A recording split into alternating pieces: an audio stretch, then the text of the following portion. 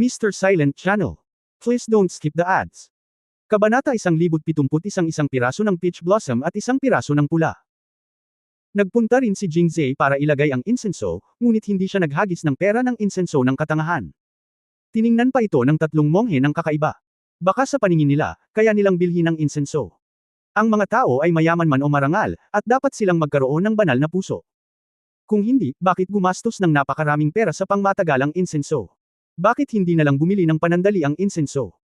Ngunit ang hindi nila alam ay si Jingzhe ay hindi gumastos ng pera sa insenso, kaya paano siya gumastos ng pera para sambahin ang gayong hindi kilalang peach blossom Buddha? Matapos tapusin ang insenso, sinundan ni Jingzhe ang daloy ng mga tao at lumabas sa likurang pinto ng bulwagan. Sa oras na ito, alam ni Jingzhe kung bakit napakaraming tao ang pumapasok sa Peach Blossom Temple, ngunit hindi matao ang front yard ng Peach Blossom Temple. Dahil ang likod bahay ng Taohua Temple ay mas malaki kaysa sa harapan. Sa oras na ito, maraming tao ang nagtipon sa likod bahay ng Taohua Temple, at mayroong dalawang mesang bato sa gitna ng likod bahay. Walang mga bangkong bato. Isang salansa ng puting bigas na papel ang inilatag sa mga mesang bato, at inilagay din sa tabi ng mga ito ang panulat at tinta ng mga batong tinta. Maayos ang pagkakalagay ng mga ito, ngunit walang nang ahas na isulat ang mga iyon. Kumbaga, ang mga may sapat na sikat, o maaaring mauna sa pulong ng tula ngayon, ang kwalipikadong mag-iwan ng kaligrapya dito, di ba? Karamihan sa iba pang mga scholar ay nagpunta dito upang pagtawanan ang kanilang sarili, magbasa ng ilang mga tula at makisali lamang sa kasiyahan. Maraming kamag-anak na babae ang dumalo sa Peach Blossom Poetry Party ngayon. Nagtipon-tipon ang mga kabataang babae at nag-usap tungkol sa isang bagay. Kapag nasasabik sila sa isang bagay, lumingon sila para tingnan ang mga scholar sa kanilang paligid. Nang tumalikod na sila ay muli na naman ang tawa. Ito ay unang bahagi ng tagsibol, sa panahong ito ng namumulaklak na mga bulaklak ng bundok, sa lugar na ito kung saan namumulaklak ang mga peach blossoms, sinong batang babae ang hindi buntis sa tagsibol. Sa pagharap sa napakaraming kabataan at buntis na babae, ang mga scholar sa kanilang paligid ay tila nasasabik. Si Kuya Lo ay napaka-talented na tao, bakit hindi ka mag-iwan ng kaligrapya na kayamanan sa mesang bato? Sa pagkakataong ito, sabi ng isang scholar sa katabi niyang scholar. Nang marinig ito ng scholar, namula ang kanyang mukha, ikinaway niya ang kanyang mga kamay at nakangiting sinabi, Kuya Lee, napaka-complimentary mo. Kung hindi ako talentado, paano ako maglalakas loob na ipakita ang aking kahihiyan sa harap ni Kuya Lee? Purihin ako ni Kuya Lu, hindi ako karapat-dapat. Iba nang marinig ko ito, agad akong naging masigla. Napakaganda ng pagkakasulat ng tula ni Brother Fang na peach blossoms blooming all over the mountains and gardens kahapon. Bakit hindi mag-iwan ng ilang kayamanan sa calligraphy? Haha, masyadong nakaka-afasing si Kuya Ma. Let me tell you, napakaganda ng tula ni Brother Ma na peach blossoms blooming all over the mountains and gardens kahapon. Hindi tinatakpan ang mga willow ay itinuturing na isang obra maestra. Walang iniwang kaligrapya si Kuya Ma sa mesang bato, so how dare I? Kuya Zhang, bilasan mo isulat mo. Kahit na dumating sina Mr. Fang at Miss Lin, ang mga tula na kanilang isinusulat ay walang iba kundi ito. Naku, walang kakayahan si Brother Liu. Paano ko maihahambing kay Feng? Nasaan ang young master at Miss Lin? Pinupuri sila, talagang pinupuri. Sa isang iglap, isang grupo ng mga scholar at talento ang nagsimulang magpuri sa isa't isa. Kapag pinuri nila ang kanilang sarili, sila ay nagyayabang, at kapag pinuri sila ng iba, sila ay talagang kahanga-hanga. Naakit nito ang mga nakatagilid na tingin ng mga babae, na lalong nagpalaki sa kanila at nagsalita ng mas malakas. Hoy, Fatty Wei, ano yang ekspresyon ng mukha mo? Habang ang mga scholar ay nagpapalitan ng suntok, isang hindi magkatugma na boses ang biglang tumunog, at pagkatapos ay naakit ang mga mata ng lahat sa likod bahay, at sinundan din sila ni Jingzhe. Tumingin ako sa paligid at may nakita akong kakilala. Magkakilala lang daw sila, pero minsan lang sila nagkita, pero kay Jingzhe, kakapasok lang sa Jiangling City, pamilyar na sila. Ang mataba na scholar na tinanong ni Jingzhe noon, at ang mga salitang sinabi niya lang ay isang ang sabi ng scholar sa napakarilag na damit sa mataba na scholar. Nang makitang ang kanyang mga salita ay nakakuha ng atensyon ng lahat, ang scholar na nakasuot ng damit na chino ay bahagyang tumanggo, na labis na ipinagmamalaki. Tingnan mo, lahat, nagpapalitan tayo ng pinakamagagandang tula sa nakalipas na 2 araw sa isa't isa, ngunit si Fatty Wei ay may mapanghamak na ekspresyon sa kanyang mukha. Ano ang ibig sabihin nito? Malinaw na minamaliit niya tayo. May sinabi ang scholar sa Huapao, at agad na natigilan ang mga tao. Ito ay sumabog, at ang matabang scholar ay naging isang pampublikong kaaway. Hoy, sino sa tingin ko ito? Hindi ba ito si Fatty Wei? Hindi ba dapat si Fatty Wei ang kumakain? Sa oras na ito. Bukod sa pagkain, ano pa ang ginagawa ni Fatty Wei sa isang araw? Ang araw ay nasa kanluran ngayon, kaya't nakahanap ka pa rin ng oras upang pumunta dito sa bundok. Hahaha. Pagkasabi ng dalawang salitang ito, nagtawanan ang lahat at itinuro ang figure ng matabang scholar, at biglang namula ang matabang scholar. Mali ang sinasabi mo. Si Fatty Wei ay isa ring talentadong tao. Pumunta siya sa Peach Blossom Temple para lumahok sa Peach Blossom Poetry Society. Isang scholar na may masamang tingin ng commandant sa mga katabi niyang scholar. Naunawaan ng ibang mga scholar at sinunod ang kanyang mga salita. Bumangon. Di ba? Nakalimutan ko na. Scholar din si Fatty Wei. Parang nagsulat siya ng tula kahapon. Naisulat ko na ito dati. Naalala ko pa. Hoy, si Kuya Yu mismo ay hindi nagsusulat ng tula, pero kaya pa rin niya. Naalala ko ang mga tula ni Fatty Wei, hindi sila simple. Kung gayon, sino ang nagsusulat ng magagandang tula? Ang bawat pamumulaklak ng peach ay pula, ang mga turista ay nasa mabuting kalagayan sa oras na ito, at ang mga magsasaka ay umaasa sa isang magandang ani. Paano mo hindi maaalala ang isang magandang tula? Bukod dito, si Fatty Wei ay may puso para sa mundo at nag-aalala sa bansa at sa mga tao, at siya ay nag-aalala rin sa ani ng mga magsasaka. Kaya ba ninyong mga ordinaryong tao yan? Hahaha. Nagbasa ang scholar na nagngangalang Yu. Pagkatapos nitong limerick, nagtawanan na naman ang buong audience. Sa muling pagtitig sa matabang scholar ay namula ang mukha nito, hindi pa banggitin kung gaano siya kahihiyan. Ang magandang tula ay dapat itago sa kaligrapya. Halika, Fatty Wei, hinihintay mo pa ba akong gumiling ng tinta para sa iyo? Walang kwenta ang paggiling ng tinta para sa iyo, Kuya Yu, gagawin ko.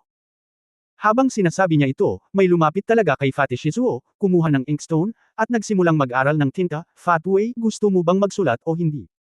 Ayokong magsulat. Naikuyom ng matabang scholar ang kanyang mga kamao at nagngangalit ang kanyang mga ngipin. Sinulyapan siya ng scholar at munition, ayaw magsulat. Natatakot akong hindi ako manggahas na magsulat. Hindi mo alam kung gaano katimbang. Kung wala kang kakayahan, huwag mong ipahiya ang iyong sarili dito. Mga tao, kailangan mong magkaroon nito. Magkaroon ng kamalayan sa iyong sarili at iposisyon ang iyong sarili ng maayos. Dahil hindi ka man lang maglakas loob na magsulat, huwag kang magpakita ng masamang ekspresyon. Bakit, sinong minamaliit mo? Sandaling nag-alinlangan ang matabang scholar at nagsabi, ako kung hindi ka manggahas na magsulat, hindi ka rin ba manggahas na magsulat? Ang pangungusap na ito ay parang bomba, na agad na nagpasabog ng buhok ng lahat. Anong pinag-uusapan nyo? Bakit hindi tayo maglakas loob na magsulat? Mahinhin tayo, naiintindihan. Halika, ang galing mong magsalita, halika at magsulat ka. Pagkatapos noon ay may dumating na humawak sa kamay ng matabang scholar. Hihilingin sana nila na magsulat siya sa mesang bato, ngunit ang matabang scholar ay nagpupumilit na palayain ang sarili at hindi nang ahas na magsulat, na naging sanhi ng pagsabog ng pangungutya. Fat Wei, ano pa bang ginagawa mo bukod sa pagkain? Kung tungkol sa limerick na sinulat mo, huwag mong ipahiya ang sarili mo. Hahaha. Sa muling tawanan ng lahat, naikuyom ng matabang scholar ang kanyang mga kamao at kumagat sa nabunat ang ngipin. Kabanata 172 Kapatid na Wei. Susunod, muling pinuri ng mga scholar ang isa't isa, na umaakit sa atensyon ng maraming babae. Tuwang-tuwa sila dito. Naipit ang matabang scholar mula sa karamihan at nakatayong mag-isa sa labas, na medyo nalulungkot. Siyempre, malaya sa pagbabantay ng lahat, nagsimulang magsalita ang matabang scholar. Magpanggap, patuloy na magpanggap. Ba, nakakadiri. Nagsusulat ako ng limericks. Kayo ang nagbebenta ng limericks. Humph, pagkatapos ng maraming pag-uusap, hindi ka ba maglakas loob na magsulat? Hindi ako marunong magsulat ng tula, guys. Hindi ka makakasulat ng mas mahusay kaysa sa akin. Nang makitang bumubulong doon ang matabang scholar, natutuwa si Jingzi, kaya't umakyat siya at tinapik siya mula sa likuran. Halos mamatay na sa takot ang matabang scholar sa naturang sampal. Nang lumingon siya at nakita si Jingzi, nakahinga siya ng maluwag. Bakit ikaw? Pagkatapos ay tumingin siya sa paligid at nakita niyang walang ibang nakatingin dito. Nakahinga ng maluwag ang matabang scholar. Kung narinig lang nila ulit ang sinabi niya, baka hindi siya kinukutya. Posibleng tamaan siya ng personal. Nandito ka rin ba para lumahok sa pagtitipon ng tula? Tumango si Jingzi at nakangiting sinabi, gusto ko ring pasalamatan si Brother Wei. Natural na gusto kong pumunta at makita ang napakagandang peach blossom na pagtitipon ng tula. Paano? Paano mo nalaman na Wei ang apelyido ko? Wei nga ang apelyido ng matabang scholar, ngunit walang tumatawag sa kanya na, Brother Wei, tulad ng ginagawa ni Jingzi. Sa halip, lahat sila ay tinatawag siyang Fatty Wei. Dahil sa sobrang taba niya, narinig niyang tinawag siya ni Jingzi na, Kuya Wei. Si Fatty Wei ay sobrang nadala pa rin. Pagkatapos ay naisip niya, nang tinawag siya ng mga taong iyon na Fatty Wei ngayon, malamang na nakinig si Jingzi, kaya medyo nanlumo siya, siguro narinig mo na ang sinabi nila, di ba? Walang pangakong tumanggaw si Jingzi, pagkatapos ay nagtanong siya, mukhang galit sila kay Brother Wei. Hindi ko alam kung bakit. Kasi, naiinggit sila sa akin. Naisip ni Jingzi na gusto ni Fatty Wei ang mga bagay na katulad ng mga iskolar na iyon. Nagsimula akong magyabang naiinggit sila sa akin kaya sinisiraan nila ako, ngunit ang pangunahing punto ay walang nakita si Jingzi sa Fatty Wei na ikinaiinggit ng iba.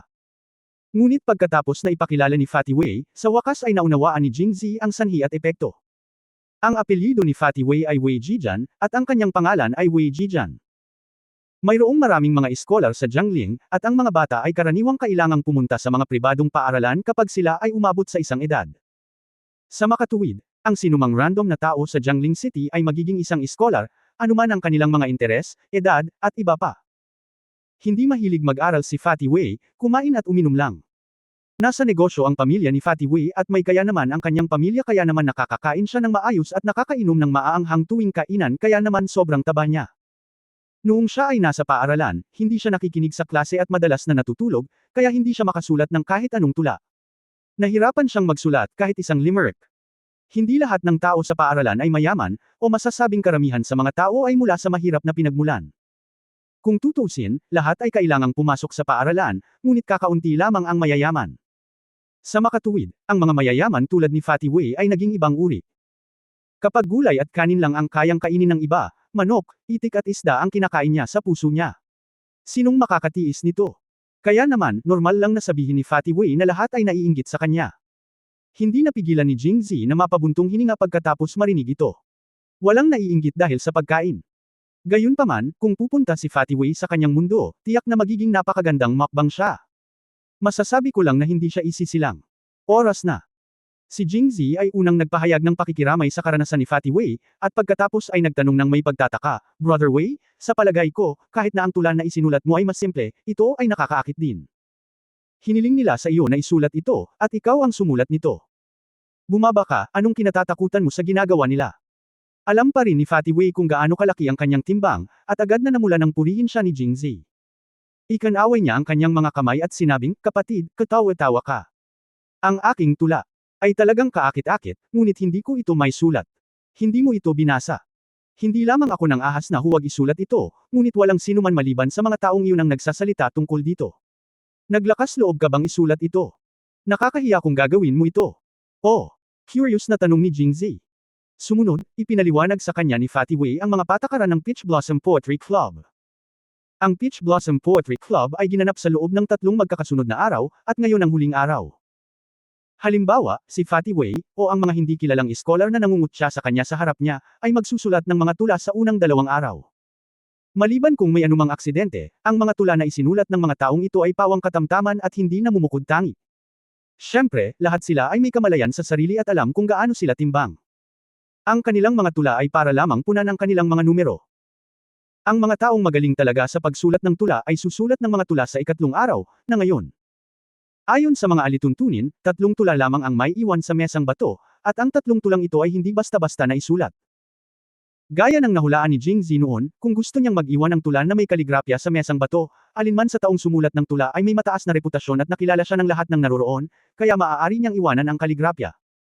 Alinman siya ay isang napakatalino na makata, marunong sumulat ng mga tula na kahanga-hanga at nakahihigit sa iba, at kinikilala bilang pinakamahusay. Ang mga ganitong tula lamang ang karapat-dapat na mag-iwan ng mga kayamanan ng kaligrapya sa mesang bato. Dahil dito, sa tuwing natitira ang 3 tula ng kaligrapya sa Peach Blossom Poetry Meeting, ang mga ito ay pawang mga natatanging akda at ikakalat sa iba't ibang lugar para pahalagahan ng mga tao. Sa makatuwid, kung talagang isusulat ni Fatty Wei ang kanyang mga limerick dito, hindi lang siya tatawanan ng mga tao sa Jiangling, ngunit lahat ng tao sa mundo ay pinagtatawanan siya. Ito ang dahilan kung bakit hindi lamang si Fatty Wei ang hindi nang ahas na magsulat, kundi pati na rin ang napakaraming tao na naruroon ay hindi nang ahas na magsulat. Naunawaan ni Jingzi at muling nagtanong, ayon kay Brother Wei, hindi pa dumarating ang mga taong maaaring mag-ingat ng kayamanan ng kaligrapya, tama ba? Tumango si Fatty Wei, sumulyap sa likod ng pinto at sinabing, Master Feng sa pulong ng tula na dinaluhan ni na Miss He at Lin, silang dalawa ay natural ang nangungunang mga nanalo. Sino ang makakasulat ng mas mahusay na mga tula kaysa sa kanila sa Jiangling o Angwo? Sa ilalim ng pagtatanong ni Jingzi, si Wei nagsimulang magsalita muli ang taong grasa. Feng Mubay ang pangalan ni Ji.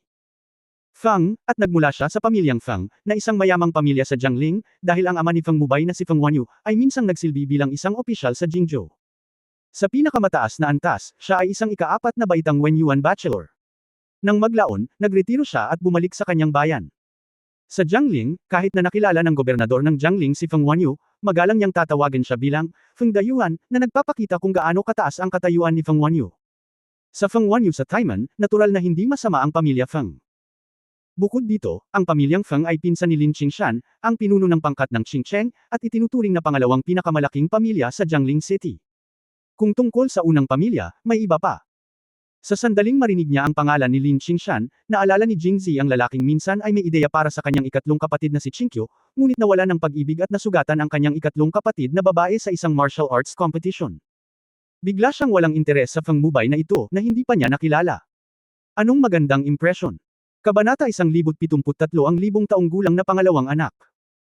Nang marinig ito, medyo na-curious si Jingzi. Brother Wei, ilang taon na si Mr. Feng? Tumingin si Fatty Wei kay Jingzi at sinabing, hindi gaanong naiiba sa iyo at sa akin, dapat ay nasa early 20s siya. Agad na nagtanong si Jingzi, ayon sa sinabi ni Brother Wei, si Mr. Feng ay nagretiro na at bumalik sa kanyang bayan. Siya ay malamang na higit sa 60 taong gulang, at ang kanyang anak ay nasa edad na 20 anyos pa lamang. Nalaman kaagad ni Fatty Wei kung ano ang ikinakuryos ni Jingzi, kaya nakangiti siyang nagpaliwanag, Kuya, tama ang hula mo, Feng totoo na ang mga matataas na opisyal ay may mga anak sa katandaan. Lumalabas na pinakasalan ni Feng Wanyu ang kanyang unang asawa noong siya ay bachelor ng Wenyuan sa Jingzhou, ngunit hindi siya nagkaroon ng mga anak. Nang maglaon, nagretiro siya at bumalik sa kanyang bayan sa Jiangling, kung saan kumuha siya ng isa pang babae. At si Feng Mubay ay ipinanganak kay Feng Wanyu at sa babaeng ito. Nagkaroon ng anak si Feng Wanyu sa katandaan, kaya natural na binibigyang importansya niya si Feng Mubay. Hindi lamang niya kinuha ang pinakasikat na guro sa Jiangling City para sa kanya mula noong siya ay bata, ngunit madalas din siyang tinuturuan ng personal. Sa makatuwid, nagpakita si Feng Mubay ng isang malatula na talento na nalampasan ang kanyang mga kapantay mula sa murang edad. Siya ay palaging mahusay sa mga paligsahan sa tula at nanalo ng pangalawang lugar sa bawat pagkakataon. Lalo na noong nakaraang taon, lumahok si Feng Mubay sa Mid-Autumn Poetry Competition sa Jiangling at nanalo sa unang pwesto sa kompetisyon ng tula. Ito rin ang unang pagkakataon sa kanyang buhay na nanalo siya ng unang pwesto sa patimpalak sa tula. Sa Shangyuan Poetry Competition na katatapos lang, si Mr. Feng ay nanalo rin ng unang pwesto sa Poetry Competition, at siya ay nanalo ng unang pwesto sa Poetry Competition ng magkasunod. Matapos makuha ang unang lugar sa dalawang malalaking paligsahan sa tula, ginawaran siya ng titulo ng unang mahuhusay na iskolar sa Jiangling at maging ang unang mahuhusay na iskolar sa Angwo. Nang marinig ito, mas naging curious si Jingzi. Kuya Wei, sinabi mo na si Mr. Feng ay may mahusay na talento. Siya ay nagpakita ng isang malatula na talento na higit sa kanyang mga kapantay mula pa noong siya ay bata. Ngunit bakit siya lamang ang nakakuha ng unang pwesto sa unang patimpalak ng tula noong nakaraang taon? At ngayon, siya ay isang talentadong tao. Siya lamang ang nanalo ng unang pwesto sa dalawang patimpalak ng tula, paano siya matatawag na pinaka-talented na tao sa Jiangling? Pagkatapos mag-isip tungkol dito, muling sinabi ni Jingzi, at ayon kay Brother Wei, bago ito, si Mr. Feng ay lumahok dito. Pumapangalawa siya sa bawat pagkakataon sa patimpalak ng tula, kaya dapat ang pamagat ng pinakatalentadong tao sa Jiangling ay ang una, tama ba? Pagkasabi nito, hindi mapigilan ni Jingzi na magreklamo, lalo na kung ikukumpara sa kanya. Bumangon ka, napakalayo ng Feng Mubay na ito. Bagamat mahigit kalahating taon lamang naglakbay pabalik sa nakaraan si Jingzi, lumahok siya sa maraming patimpalak ng tula, malaki man o maliit, at hindi siya palaging nauuna sa kompetisyon. Noong nasa Yongzhou ako, ang kantang, Spring Water is Blue in the Sky, and I Sleep on the Boat While Listening to the Rain, sa Chunshui Tower ay nabigla sa lahat at nanalo sa unang pwesto. Nang maglaon, gumawa siya ng maraming mahuhusay na gawa sa Mid-Autumn Poetry Competition, lalo na ang huling tula na, Kailan Darating ang Maliwanag na Buwan. Tanungin ang langit na may alak, na tumalo sa tatlong prinsipe ng Southern Sea at nanalo sa unang pwesto. Bukod dito, sa Shangyuan Poetry Contest na katatapos lang sa Roshao, ang kanyang kantang, Looking for Him 1,000 Bedes in the Crowd, ay nanalo rin ng unang gantimpala. Kahit na binibilang ang mga ito ng 3 beses, siya ay nanalo sa unang lugar ng mas maraming beses kaysa kay Feng Mubay. Paano siya, 1,000 taong gulang na second in command, ay matatawag na pinakatalentadong tao sa Angwo? Malaki ba mukha mo? Matapos marinig ito, nakangiting sinabi ni Fatty Wei, Kuya, mali ang sinabi mo. Sa katunayan, kahit na hindi mauna si Young Master Feng sa 2 beses na ito, maaari pa rin siyang ituring bilang ang pinaka-talented na tao sa Jiangling. Bakit? Bakit? Yung mukha niya, malaki. Curious na salita ang lumabas sa bibig ni Jingzi. Muling ngumiti si Fatty Wei at sinabi, alinman sa kapatid na lalaki ay nagmula sa ibang mga lugar at hindi gaanong alam ang tungkol sa mga bagay-bagay sa Jiangling City. Ang talento ni Master Feng sa pagtutula ay kitang-kita sa lahat, dahil hindi lahat ay may kakayahang manalo ng pangalawang lugar sa bawat pagkakataon. Anong lakas? Biglang naisip ni Jingzi, base ba sa sistema ng puntos ang pagpili ng numero 1 talento ni Jiangling. Tulad na lang ng rankings ng iba't ibang competitive athletes noong panahon niya. Kahit na si Feng Mubay ay nakakuha lamang ng pangalawang lugar sa bawat pagkakataon, ang unang lugar ay hindi ang parehong tao. Nagresulta ito sa pangkalahatang ranking ni Feng Mubay bilang pinakamataas. Kaya pala siya tinawag na number 1 talent sa Jiangling. Habang iniisip niya ang kanyang sarili, muling nagsalita si Fatty Wei, dahil ang una ay si Miss Lin. Nakita ni Fatty Wei si Jingzi na napatulala at nagpatuloy sa pagtawa, si Miss Lin ay tinatawag na Jiang Langhe. Ang pinaka-talented na babae sa Angguo ay dahil lang sa babae siya. Sa talento ni Miss Lin, walang sino man sa mundo ang makakapantay sa kanya. At tiyak na dahil siya ay isang babae, hindi siya maaaring sumali sa kompetisyon sa pagitan ng mga mahuhusay na tao. Sa makatuwid, ang pinakatalentadong tao sa Jiangling ay maaari lamang maging si Mr. Feng. Matapos marinig ito, sa wakas ay naunawaan ni Jingzi na si Feng Mubay ay ginawaran ng titulo ng numero 1 talento ni Jiangling hindi dahil sa kanyang malaking mukha o anumang komprehensibong ranggo, ngunit dahil sa kawang-gawa ni Miss Lin. Kuya Wei, sino itong Miss Lin? Napakalakas niya talaga. Siyempre naman. Nang banggitin si Miss Lin, mukhang ipinagmamalaki ni Fatty Wei, si Miss Lin ay nagmula sa pamilyang Lin, ang unang pamilya sa Jiangling binigay ko lang ito sa aking kapatid nang ipakilala ko sila.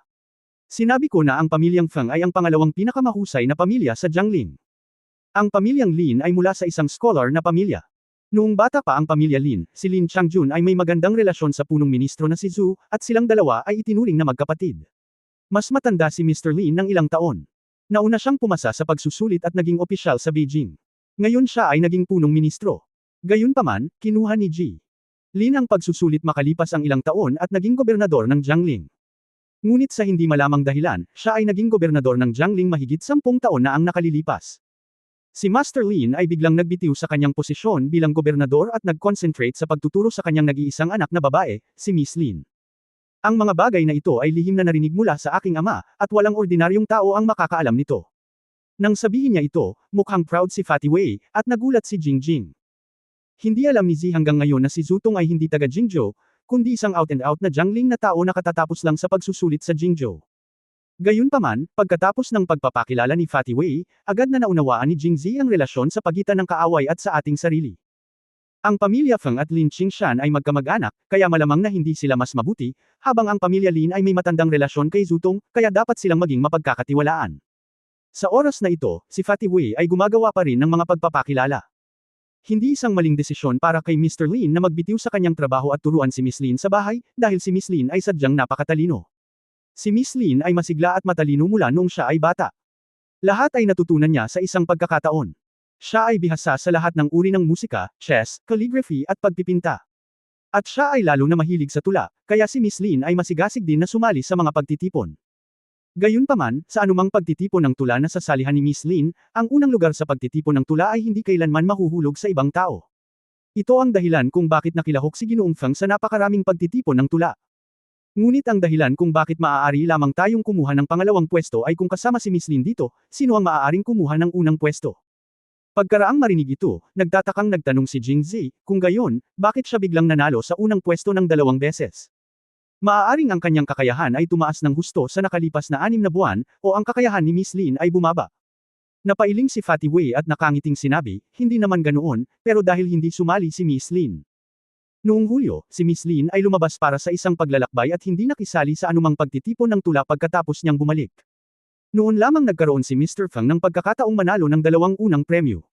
Si Miss Lin ay hindi lumahok sa mga pagtitipon ng tula sa loob ng higit sa kalahating taon. Sa pagkakataong ito ay biglang kumalat si Blossom sa contest. Narinig ng lahat ang tungkol dito, paano magkakaroon ng anumang dahilan upang hindi makilahok. Kabanata 1074 na Z. Warner. Pagkatapos magsalita ni Fatty Wei, sa hindi malamang dahilan, isang magandang figure ang biglang lumitaw sa isip ni Jingzi, at hindi niya ito maalis. Naalala niya ang panahong binanggit ni Fatty Wei. Last July, di ba yun ang time na nakita niya siya? Kaya tinanong niya, Brother Wei, saan pumunta si Miss Lin sa Yongzhou noong Hulyo? Yongzhou ba ito? Hoy, kuya, paano mo nalaman? Mukhang nagulat si Fatty Wei, nagpunta nga si Miss Lin sa Yongzhou, ngunit nabalitaan ko na siya ang huling pumunta ay ang Pangzhou, ngunit nanatili siya sa Yongzhou ng ilang araw. Ang mga salita ni Fatty Wei ay nagpalakas sa ilang mga hinala ni Jing Zi, at patuloy niyang itinanong, Brother Wei, ano ang buong pangalan ng babaeng ito? Ang apelyido ni Miss Lin ay Lin Warner. Siya pala talaga, Miss Warner. Bumalik ang isipan ni Jing Zi sa Yongzhou, noong mainit na tag-araw, nang siya ay naglakbay sa panahon at nakakulong sa Mang Mountain ng kanyang panganay na kapatid na si Luli. Maaari lamang siyang magsimulang kumita pagkatapos umalis, kaya pumunta siya sa Chunshui Tower upang magbenta ng mga tula. Noon niya nakilala si Miss Warner, isang kaakit-akit na babae. Kahit na lahat ng mga babae niya ay magaganda, naramdaman pa rin ni Jing Zi na mas magaling si Lin Warner. Isang cheap. Anong sabi ni Kuya? Hindi, wala. Ikanaway ni Jing Zi ang kanyang kamay. Upang kumpirmahin ang kanyang haka-haka, sa wakas ay nagtanong siya, Brother Wei, maganda ba itong si Miss Wan? Lin. Nang marinig ang tanong na ito, nagliwanag ang mga mata ni Fatty Wei, alam mo ba kung bakit lahat ng mga scholar sa Jiangling, kahit na si Feng, lahat ba ng mga ginoo ay handang ituring si Miss Lin bilang ang pinakatalentadong babae sa Jiangling? At sa tuwing magsusulat si Miss Lin ng tula, walang makakapagsabi ng masama tungkol dito. Bukod pa sa katotohanan na si Miss Lin ay talagang talented, ang pinakamahalagang bagay ay tulad ng isang Miss Lin. Ang ganda. Walang sinuman sa Jiangling ang maihahambing kay Miss Lin. Matapos marinig ang mga salita ni Fatty Wei, tumango si Jing Zi. Ang paglalarawang ito ay talagang kapareho ng babaeng si Warner na nakita niya. Nagtugma ito, ngunit bahagyang kinukat ang kanyang mga labi. Bagamat ito ay objetibong totoo, ayon sa paksa, mayroon lamang isang pinakamagandang babae sa Jiangling City, at iyon ay ang kanyang ikatlong kapatid na si Chinkyo. Kung ang babaeng ito na si Warner ay gustong makipagkumpetensya para sa titulo ng pinakamagandang babae, dapat siyang maging sariling babae. Sa sandaling lumitaw ang kaisipang ito, nabuhay ang isip ni Jing Zi. Bagamat isang beses lang niya nakilala si Miss Warner, si Jing Zi ay may napaka-espesyal na pakiramdam tungkol sa kanya. Ang dahilan ay maaaring siya ang unang nakamamanghang babaeng nakita ni Jing Zi pagkatapos maglakbay sa mundong ito. Parehong maganda si Lu Li, ngunit sa oras na iyon, nakasuot siya ng matalinong damit araw-araw, malamig ang mukha, at binubugbog siya tuwing wala siyang magawa. Nagdulot ito ng anino sa murang isipan ni Jing Zi, habang si Wan, na pare-parehong maganda at pambabae, ay nagpakita sa harap ni Jing Zi ang babae, kaya kahit na matagal, naaalala pa rin siya ni Jing Zi ng malinaw. Sa oras na ito, dahil hindi pa dumarating sina Mr. Feng at Miss Warner, ang mga scholar na nagtipon sa paligid ng stone table ay malakas pa ring nag-uusap, na napakasigla. Ito ay ang pakiramdam ng, ang tigre ay wala sa bahay, ang unggoy ay hari. Kanina pa nila sinasabi na gusto nilang panatilihin si Mo Bao, pero sa totoo lang walang nang ahas na isulat ito, biro lang. Gayunpaman, kahit na sila ay nag-aaway, naakit pa rin nila ang mga patagilid na sulyap ng maraming mga batang babae, na ikinatuwa nila. Ba, ano ka ba nagpapanggap? Sige, sumulat ka kung kaya mo. Ano ang sinusulat mo isa-isa? Ang akin ay limericks, at ang sa iyo ay hindi mas mahusay. Hindi pa rin masaya si Fatty Wei nang makita niya ito. Ngunit sa pagkakataong ito ay mas matalino na siya at nagsalita sa mahinang boses. Bilang karagdagan, siya at si Jing Zi ay nakatayo sa labas ng inner circle, kaya walang nakarinig sa kanyang sinabi, kung hindi, siya ay papunahin sa salita at isusulat muli. Tumingin si Jing Zi sa mga scholar na nakataas ang kanilang mga ulo at mukhang mapagmataas, at nakangiting sinabi kay Fatty Wei, Brother Wei, hindi mo ba sila gusto? Napakadiri, ano ba? Nagnganga ang mga ngipin ni Fatty Wei. Sabi, dapat pa niyang maalala ang eksena ng mga taong ito na pinapahiya siya sa publiko, lalo na sa harap ng napakaraming babae, gustong patayin sila ni Fatty Wei. Patuloy na tumawa si Jing Zi at sinabing, kapatid na Wei, dahil minamaliit ka nila at iniisip na hindi ka maglakas loob na mag-iwan ng kaligrapya sa mesang bato, bakit hindi gawin ni Brother Wei ang kabaligtaran at iwanan ang kaligrapya sa mesang bato at sampilan sila sa mukha? Kuya Wei, sa tingin mo ayos lang? Hindi. Mabilis na ikanaway ni Fatty Wei ang kanyang kamay, sumulyap kay Jing Zi at sinabing, Kuya, huwag mo akong subukang saktan. Kung talagang itatago ko si Mo Bao, hindi lang sila ang tatawanan ako. Pagdating ng panahon, lahat ng nasa Jiangling City at maging ang buong mundo ay pagtatawanan ako. Kapag nalaman ng tatay ko, bugbugin niya ako hanggang sa makauwi siya. Matapos marinig ang mga salita ni Fatty Wei, si Jing Zi lang ang madaing ko na ang mga tao sa mundong ito ay napakasimple pa rin ng pag-iisip. Sa panahon niya, hanggat kaya niyang sumikat, maganda man siya o masamang reputasyon, lahat ay mabibigo. Ang ilang mga tao ay gumawa ng anumang mga haba upang maging sikat, na kung saan ay kahanga-hanga. Ngumiti si Jing Zi at umiling at sinabing, hindi, hindi. Ang lipunan ng tula na ito ay dapat laging mag-iwan ng tatlong kayamanan ng kaligrapya. Ayon kay Brother Wei, bukod kina Mr. Feng at Miss Lin, walang pangatlong tao sa Jiangling City na maihahambing kay Mr. Feng at Miss Lin. Kaya naman, hindi mahalaga kung ang pangatlong kaligrapya ay mabuti o masama. Kung tutusin, ang pangatlo ay talagang gusto nilang makita ng dalawa. Add-on. Kaya't hindi mahalaga kung maglakas loob si Kuya Wei na umakyat at panatilihin ang kaligrapya. Hindi lang masampal sa mukha ang mga pinagtawanan ka lang, kundi purihin din ng mga tao ang katapangan ni Kuya Wei. At saka, hanggang sa huli, sino ang nakakaalam kung magiging kasing ganda ng kanilang dalawa ang tula ni Kuya Wei? Oo. Matapos marinig ito, nagliwanag ang mga mata ni Fatty Wei, Kuya, tama ka. Bukod kina Mr. Feng at Miss Lin, iilan lang ang mga tula na ipinapasa-pasa mula sa pagdiriwang ng tula taon-taon. Tandaan mo, kahit naaalala mo ito, malilimutan mo ito, isang tak lang. Ngumiti si Jingzi at tumango, oo, iyon ang totoo. Kaya't iminumungkahi kong subukan ito ni kapatid na Wei kung kinukutya ako ng ganito ng napakaraming tao sa publiko, tiyak na hindi ko ito kakayanin. Matapos marinig ito, naikuyom din ni Fatty Wei ang kanyang mga kamao. Ang mga taong ito ay masyadong malayo ngayon. Hindi man lang siya umimik bago siya pinalibutan ng mga ito. Ang dahilan, ngayon naisip ni Fatty Wei, ay para lang makasama ang mga batang babae sa paligid niya. Ipakita mo lang mukha mo. Ngunit ipinakita nila ang kanilang mga mukha, at sinaktan nila siya sa mukha. Sige, isusulat ko. Itinaas ni Fatty Wei ang kanyang ulo na may seryosong tingin, hindi mahalaga kung ito ay mabuti o masama, ngunit hindi nila mapapantayan ang katapangan na ito. Pagkatapos sabihin iyon, itinaas ni Fatty Wei ang kanyang mga paa at nagsimulang maglakad pasulong. Nagulat si Jingzi at agad siyang pinigilan. Kuya Wei, ito ba ang gusto mo? Hindi mo ba sinabi iyan? Hayaan mo akong umakyat at iwanan ang kayamanan ng kaligrapya. Si Fatty Wei ay tumingin kay Jingzi nang may kainahinala at nakaramdam ng kakaiba, halatang ikaw ang humiling sa akin na pumunta, bakit mo pa tinatanong? Anong gagawin ko? Matapos marinig ito, may itim na linya si Jingzi sa kanyang ulo. Isinulat ko ang Kabanata 1075. Hindi mapigilan ni Jingzi na mabigla. Hiniling niya kay Fatty Wei na umakyat at iwan ang kayamanan ng kaligrapya, ngunit hindi niya hahayaang isulat ni Fatty Wei ang sarili niyang tula. Isang piraso ng peach blossom at isang piraso ng pula, ang mga turista ay nasa magandang mood sa oras na ito. Ang mga bulaklak ng peach ay pula sa oras na ito bawat taon, at ang mga magsasaka ay umaasa sa isang magandang ani. Dapat kong sabihin na ang tulang ito ay talagang masyadong mamantika. Bagamat maliit ang tsansa na mapansin ang ikatlong tula, ito ay batay sa antas ng ikatlong tula na dumadaan sa itaas ng linya. Kung magsusulat si Fatty Wei ng ganoong limerick, masisiguro ni Jingzi na magiging mas sikat siya kaysa sa iba. Gayunpaman, talagang hindi gusto ni Fatty Wei ang ganitong uri ng limelight. Malamang ay handa na siyang pag-alitan ng kanyang ina, kaya dali-dali siyang pinigilan ni Jingzi. Brother Wei, maaari mong panatilihin ang kaligrapya, ngunit hindi ito maaaring ang tula na ito. Oh, bakit hindi? Sumulyap si Fatty Wei kay Jingzi, at pagkatapos ay inisip niya na parang lasing, pula lahat ang mga bulaklak ng peach, at maganda ang mood ng mga turista. Napakahusay ng pagkakasulat nito. Naiisip din kaya ng kapatid ko na ang aking tula ay parang limerick. Siyempre hindi. Hindi nakayanan ni Jingzi na basagin ang magandang pantasya ni Fatty Wei. Kung gayon, bakit hindi mo ako hayaang isulat ito? Kuya Wei, ganito. Saglit na nag-isip si Jingzi at matiyagang sinabi, Brother Wei, ang tula na ito ay talagang maganda, ngunit hindi ito ang pinakamahusay. Bagamat ang pagsulat ng tula na ito ay makakatulong, ito ay may epekto ng paghampas sa kanila sa mukha, ngunit ang sampal ay hindi ang pinakamatindi. At mayroon akong isang tula na hindi nila kailanman magagawang isulat ng mas mahusay kaysa dito. Hanggat si Brother Wei ay maaaring panatilihin ang kaligrapya, hindi lamang nila haharapin ang kaligrapya, at hindi lamang nila haharapin ang kaligrapya. Huwag na huwag kang mahihiyang kutsain muli si Brother Wei. Totoo ba ito? Nagningning ang mga mata ni Fatty Wei nang marinig ito. Bagamat naramdaman niyang, maganda, ang kanyang tula, buti na lang, at wala siyang lakas para kumbansihin ang lahat kung hindi ay hindi siya kinukutya ng mga ito ngayon lang. Siyempre seryoso. Mapapangiti na sana si Fatty Wei, pero bigla siyang nataranta, Kuya, ang ganda talaga ng tula mo, kaya mo naman isulat sa sarili mo, bakit kailangan mong isulat sa kamay ko?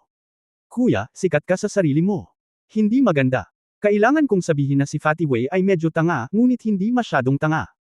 Ikanaway ni Jingzi ang kanyang kamay at nakangiting sinabi, masamang pahayag iyan. Kung ikukumpara kay Brother Wei, isa lang akong tagalabas.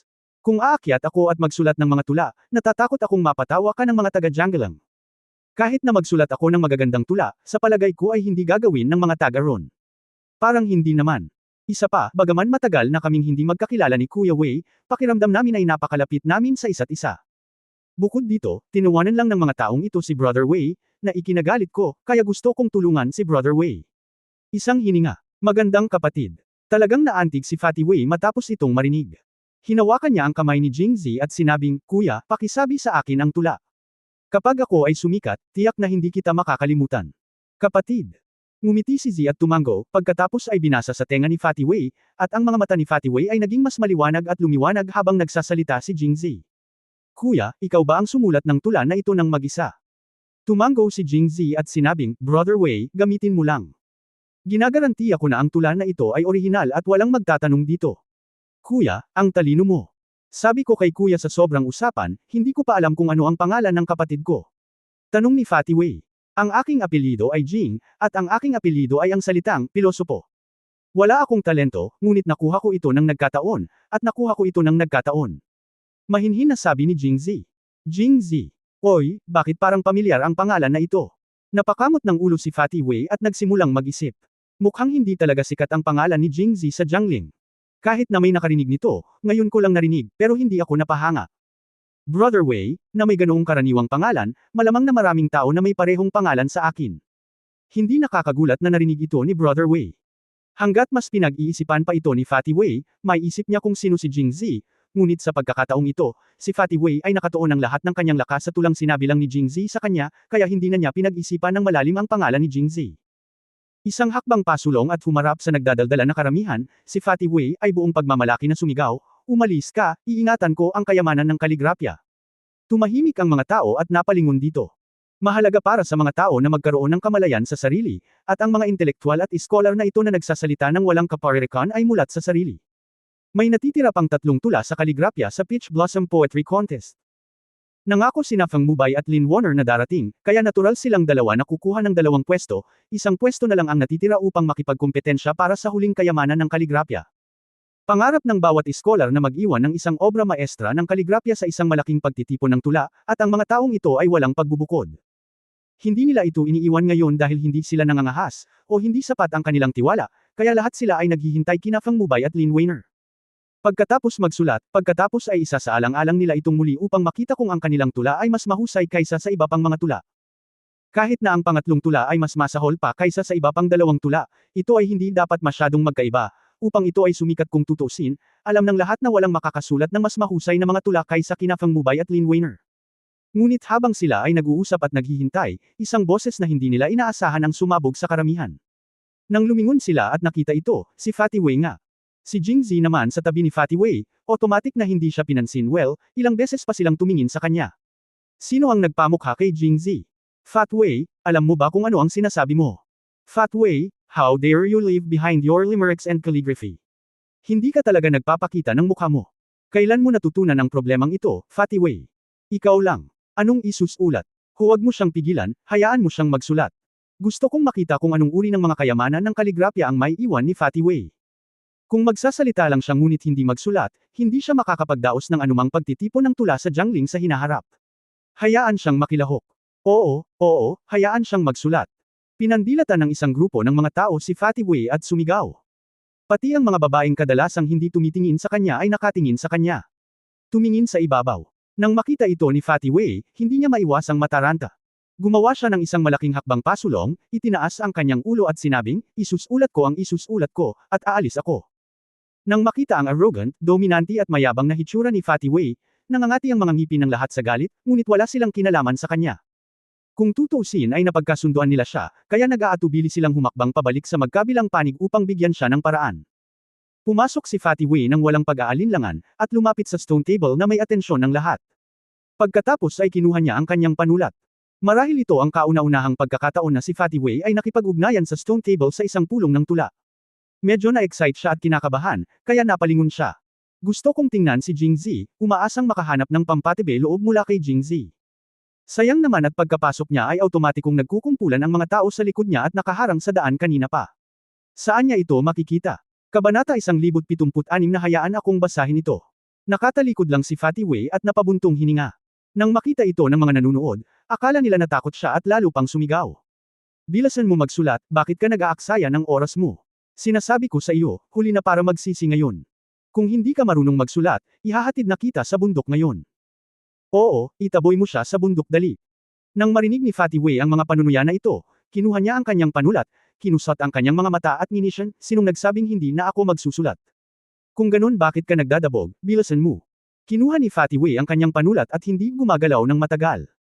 Nalubos na ikinagalit ng mga nanunood sa likod. Magsusulat ka ba o hindi? Pinagtatawanan mo ba kami? Sinasabi ko sa iyo, kung hindi ka na magsulat ulit, maniwala ka man o hindi, diretso ka namin ipapaalis. Si Fatty Wei ay hindi nagmamadali at itinuro ang inkstone at sinabing, walang sinuman dito upang gumiling ng tinta para sa akin, kaya paano ako magsusulat? Agad namang tumahimik ang lahat. Itinuro ni Fatty Wei ang scholar na nagsabing magigiling siya ng tinta para sa kanya noon at sinabing, di ba sabi mo gusto mong gilingin ang tinta para sa akin? Halika, gilingin mo ito. Ba, sinong gustong gumiling ng tinta para sa'yo? Mangarap ka lang. Ang lalaki ay nagmura ng may labis na paghamak at ibinaling ang kanyang ulo sa isang tabi. Tuwang-tuwa si Fatty Wei nang makita niya ito, ngunit kinailangan niyang lagyan ng kalmado ang kanyang mukha. Bakit? Sa napakagandang pagkakataon, walang sinuman sa inyo ang gustong gumawa ng tinta para sa akin. Maghintay hanggang ang aking obra maestra ay kumalat sa buong Jiangling, at maging sa buong bansa hindi lamang ako magiging tanyag sa Angwo, ngunit sino sa inyo ang pipiliin? Din. Maging sikat. Tama, ang isang walang hiyang tao ay talagang magpapatawa sa mga tao. Hindi nagalit si Fatty Wei, humakbang pasulong at sumigaw sa direksyon ni Jing Zi, Brother Jing, hindi alam ng mga taong ito kung ano ang mabuti o masama. Paano kung tulungan mo akong gumiling ng tinta? Nahulaan na ni Fatty Wei na walang magigiling ng tinta para sa kanya, at sinadya niya itong sabihin para lang matulungan si Jing Zi hindi ang pagiling ng tinta, ngunit ang pagkakaroon ni Jing Zi sa tabi niya ay nagbigay sa kanya ng kaunting kapayapaan ng isip, at bukod pa. Siya mismo ay hindi magaling sa pagsulat ng mga tula at liriko. Bagamat maganda ang tulang binasa sa kanya ni Jing Zi kanina, 2 beses lang niya itong binasa. Kaya nga naalala niya ito noon, pero ngayon sa harap ng napakaraming tao at kinakabahan, sino ang makakasiguro kung gaano niya maaalala sa huli? Kaya tinawag ko si Jing Zi sa gilid. Kung makakalimutan ko mamaya, makakatulong siya sa pagpapaalala sa akin. Nadama ni Fatty Wei na hindi pa siya naging matalino sa kanyang buhay, at halos purihin niya ang kanyang sarili sa kanyang katalinuhan. Ito ay isang karangalan. Malamang nahulaan ni Jing Zi ang motibo ni Fatty Wei. Pagkatapos sumagot, sumiksik siya sa karamihan at lumapit kay Fatty Wei. Noon lamang tiningnan ng lahat si Jing Zi ng mabuti. Guwapo, ito ang unang impresyon ng lahat. Harap-harapan, ito ang conclusion na ginawa ng bawat isa na nakatingin sa isa't isa. Kasabay ng impit, napagpasyahan na si Jing Zi ay walang alinlangan na isang dayuhan, at ito ay parang accent mula sa Jingzhou, at lahat ay nagpakita ng paghamak. Haha, foreigner lang siya. Hindi niya alam kung gaano kataas ang mundo. Pagtingin sa kanya, mukha siyang scholar. Malamang kagagaling lang niya sa Jiangling at hindi pa niya alam ang sitwasyon. Kung alam mo ang totoo, please umatras at hayaan mo siyang mag-aral mag-isa. Kung hindi, mapahiya siya mamaya. Hindi lang siya. Inangat ni Jing Zi ang kanyang ulo, sumulyap sa kanila, at mahinahong sinabi, talagang unang araw ko ito sa Jiangling. Hindi ko pa nakikita ang tula ng mga mahuhusay na tao ni Jiangling, ngunit magaling silang magsalita ng walang kaparirikan. Marami akong nakita. Ikaw. Ang isang grupo ng mga tao ay agad na nagulat. Ang taong ito ay pinapuna si Wei. Hindi ito tumutukoy kay Sang na pinapagalitan si Wei, malinaw na pinapagalitan sila sa harap nila. Hindi sila pinansin ni Jing Zi, hinayaan silang mamula sa galit, ngunit hindi siya naapektuhan. Siya ay may isang malabong ngiti sa kanyang mukha, kalmado tulad ng paglalakad sa looban, napaka-chic. Nang makita ito ng mga babae, kabataang babae at babae sa isang tabi, lahat sila ay tuwang-tuwa at tuwang-tuwa sa kanya sa kanilang mga puso. Sa oras na ito, nagsimula na si Jing Zi na mag-aral ng tinta. Kuya Wei, simulan mo nang magsulat. Tingnan nila kung ano ang talento ni Kuya Wei para wala silang magawa kundi magsalita ng walang kaparirikan. Okay. Sinulyapan ni Fatty Wei si Jing Zi na may taos-pusong paghanga sa kanyang mga mata. Pagkatapos ay isinawsaw niya ang kanyang panulat sa tinta at naging seryoso ang kanyang ekspresyon. Sa sandaling nahulog ang panulat sa papel na bigas, nagsimulang sumayaw ang mga dragon at phoenix. Sa ilalim ng tingin ng lahat ng naroroon, nagsimulang magsulat si Fatty Wei sa rice paper. Dahil si Jing Zi ay nakatayo sa kanyang tabi, si Fatty Wei ay nakadama ng kalmado at bihirang makalimutan ang mga salita marahil dahil ang tula ay napakaganda, isinulat ni Fatty Wei ang lahat ng ito ng sabay-sabay. Tingnan mo, kung ano ang isinulat niya. Dahil sa sobrang dami ng tao, naharang ang paningin ng mga tao sa likod ng mga taong nasa harapan. Wala man lang silang makita kaya sumigaw na lang sila at humingi ng tulong sa mga taong nasa harapan na tumingin sa kanila. Sira ang sulat kamay, yun lang. Napasulyap sa rice paper ang taong pinakamalapit sa kanya at ibinaling ang bibig ang mga iskolar na ito ay marunong ng bamasa at sumulat mula pa noong bata pa sila, ngunit ang kanilang kaligrapya ay nahahati din sa 3 antas, at sa totoo lang, ang kaligrapya ni Fatty Wei ay hindi talaga masasabing laruan. Nang makita ang parang tadpole na sulat kamay ni Fatty Wei, gumaan ang pakiramdam ng lahat at binasa ang mismong tula. Itong tula. Paano ito posible? Matapos basahin ang tula, nabakant at blanko ang mga mata ng mga unang tao, at ang mga mata na nakatingin kay Fatty Wei ay naging manhid, halatang medyo hindi sila makapaniwala na ang tulang ito ay isinulat ni Fatty Wei, na lagi nilang hinahamak. Anong meron? Bilasan mo, basahin mo. Hindi alam ng mga tao sa likod kung ano ang nangyayari. Labis silang hindi nasisiyahan sa mga taong nasa harapan nila na sila lang ang nagmamasid pero hindi alam kung paano ito ibabahagi sa mga nasa likod. Nagsimula silang sumigaw. Gayunpaman, ang utak ng mga taong ito sa harap ay nasa isang mahinang estado, at walang nagbabasa nito. Ang mga tao sa likod niya ay hindi makapaghintay ng ilang sandali. Kung ayaw mong magbasa, pumunta ka sa likod. Oo, huwag mag-ukupa sa banyo. Kuya, bakit ba napaka-vulgar ng mga salitang ito? Hindi ba ito insulto sa ating mga scholar? Who the hell is so crowded? Ako. Huwag ka nang magsiksikan, hayaan mo akong pumasok at hanapin ka sino na naman ang tinapakan mo. Ang eksena ay biglang nawala ng kontrol, at ang buong likod bahay ay naging masikip, at may mga taong may masamang intensyon na sinamantala ang sitwasyon. Sa kalituhan, sinadya niyang sumiksik sa grupo ng mga babae, at sinamantala ang karamihan para i-extend ang kanyang mga kamay para sadyang panasan ang mantika, dahilan para mapasigaw ang mga babae sa gulat. Bagamat masikip at magulo ang eksena, palaging walang laman ang kalahati ng espasyo sa harap ni Jingzi at Fatty Wei. Ang mga nasa harapan ay ayaw na sadyang umalis sa espasyo, ngunit dahil tila may hindi nakikitang pader sa harapan nila. Hindi talaga ako makasiksik. Stop arguing, hindi sila magbabasa ako. Sa oras na ito, tumayo si Jingzi, ang kanyang boses ay tila may tumagos na kapangyarihan, at agad na tumahimik ang lahat pagkatapos marinig ito. Kabanata 1077 Half-Brothers. Ang tulang ito ay orihinal na sinabi ni Jingzi kay Fatty Wei. Pamilyar sa kanya ang tula kaya nababasa niya ito nang hindi binabasa. Pero pinulot pa rin niya ang rice paper. Bukod sa mga puno ng peach sa likod bahay, nagkataong may 2 puno ng pino na kasing kapal ng mga braso ng isa't isa. Nakatayo sa ilalim ng mga pine tree, natatawid niya ang pader ng courtyard at nakita ang kakaibang mga taluktok at mapanganib na mga bato sa bundok sa likod ng Peach Blossom Mountain, pati na rin ang matarik na mga bato na dumadaan sa kanila. Sa pagitan ng umaagos na mga bukal ng bundok. Naglakad si Jingzi sa mga puno ng peach at berdeng kawayan, lumapit sa isang makapal na pine tree, nakasandal sa pine tree, umiling, nagkunwaring nagbabasa, at nagsimulang magbasa sa seryosong paraan.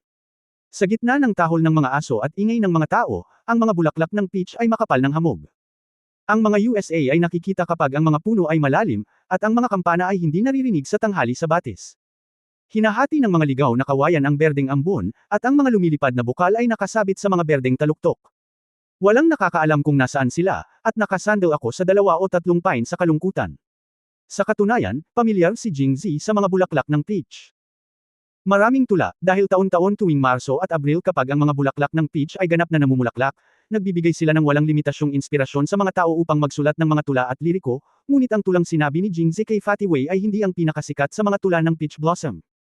Kung sineseryoso natin, ang kalidad ng tulang ito ay maaari lamang ituring na above average, hindi top-notch. Ang dahilan para dito ay hindi hihigit sa 2 puntos. Ang isa ay dahil sa pagiging makasarili. Ang pinakamahusay ay dapat palaging nakalaan para sa sarili. Hindi kailanman naisip ni Jingzi na lumahok sa Peach Blossom Poetry Meeting na ito, ngunit sino ang makakasiguro na walang mga espesyal na pangyayari ang mangyayari mamaya? Nakagawian na magtago ng ilang mga tulan na may mataas na kalidad para sa iyong sarili. Bagamat nagpasya siyang tulungan si Fatty Wei, nagkataon namang nagkita ang dalawa, at ang pagtulong sa kanya ay dahil lang sa hindi niya kayang tiisin ang masamang mukha ng mga scholar na ito. Ang kalidad ng tulang ito ay sapat na para sampilan siya sa mukha. Bagamat hindi ko alam kung ano ang husay ni Nafang Mubay at Lin Warner, walang problema na ang tulang ito ay agad napapatayin ang lahat ng mga scholar na naroroon, dahil narinig na ni Jingzi ang kanilang lakas mula sa ilang mga tula na kanilang nabasa. Gayun din, hindi ito maaaring maging masyadong pekeng. Alam na alam ng lahat ang kakayahan ni Fatty Wei. Bigla siyang nagsulat ng isang obra maestra na hindi paniniwalaan ng sinumang nakakaalam tungkol sa tula, lalo pa ang mga scholar na ito. Tungkol naman sa kasalukuyang kanta, bagamat wala rin itong kredibilidad, pagkatapos ng bahagyang pagbabago ni Jingzi, akma ito sa sitwasyon. Kahit na ang ilang mga tao ay hindi naniniwala ito ay madaling ipaliwanag pagdating ng panahon. Sa katahimikan ng lahat, hindi makaupo si Fatty Wei. Anong nangyari, sapat na ba ang tula na ito? Bagamat walang gaanong talento sa tula si Fatty Wei, mayroon pa rin siyang pinakapangunahing kakayahan sa pagpapahalaga. Ito ang dahilan kung bakit agad siyang pumayag na pumunta at panatilihin ang kayamanan ng kaligrapya sa sandaling marinig niya ang tula ni Jingzi. Imposibleng hindi nila mapansin ang ganoong kagandang tula, kaya ang mga ekspresyon ng dimensya nila ay nangangahulugan lamang na natakot sila sa napakagandang tula. Sa pag-iisip nito, labis na ipinagmamalaki ni Fatty Wei, pagkatapos ay tumahimik siya at nakangiting sinabi, ano sa palagay mo ang mga tula na isinulat ko? Maganda ba sila? Kwalipikado ba silang panatilihin ang mga kayamanan ng kaligrapya? Kung tutusin, si Fatty Wei ay sobrang balisa pa rin. Hindi rin bobo ang mga scholar na ito. May kanya-kanya silang pag-iisip kung maganda ba ang tulang ito o hindi, at ang dahilan kung bakit sila nanahimik ay tulad ng hula ni Fatty Wei, dahil nabigla sila sinong mag-aakala na si Fatty Wei ay makakasulat ng napakagandang tula. Dumating ang tula. Kapag nag-react sila, siguradong magbubulungan sila at magpupuri ng palihim. Ngunit hindi napigilan ni Fatty Wei na ipagmalaki ang kanyang sarili na medyo napupuot. Kahit na ang mga scholar na ito ay kumbinsido sa kanilang mga puso, hindi sila maaaring kumbinsido sa kanilang mga bibig. Siyempre, hindi lahat ito ay masisisi kay Fatty Wei. Para siyang Fanji na nanalo sa pagsusulit, o parang isang dukha na biglang nanalo sa loto. Kakaiba kung mananatili siyang kalmado. Ito ba ay isang tula na isinulat mo? Imposible. Tungkol kay Fatty Wei, hindi pa rin namin alam. Oo, marahil ito ay plagiarism mula sa obra maestra ng isang tao. Si Fatty Wei ay sinabing ang kanyang mukha ay namumula, nahihiya at galit.